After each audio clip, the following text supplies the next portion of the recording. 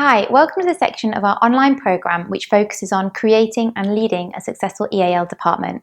Before we're able to develop the EAL provision at your school, we need to make sure that we've got the right people in the right places to lead an EAL department well. It's important that schools first appoint an SLT lead who will have oversight and responsibility for the provision as a whole. In larger schools, this may be a deputy or assistant head, possibly the same person who's responsible for the teaching and learning across the school or the learning support department. Either way, it's important that there's one senior leader who has EAL high on their agenda and who's able to keep it as a priority across your school. Once the SLT lead has been appointed, you will need an EAL coordinator in place.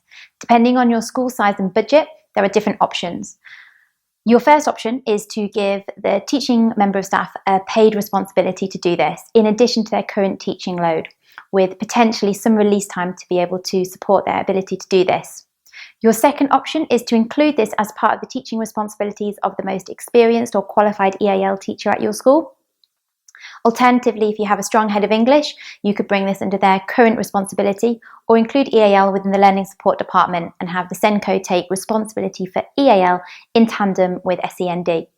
In my opinion, the first option is the most preferable, as a specialist and paid EAL coordinator will be able to drive the notion that improving your EAL provision isn't something extra for staff to do, but is part of the bread and butter of our jobs as educators.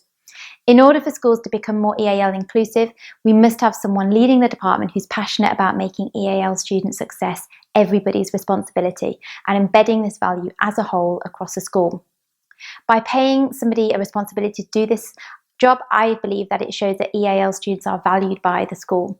I'd argue that whilst English and MFL teachers make excellent EAL coordinators due to their existing confidence with teaching grammar, having an EAL coordinator from any subject area is beneficial.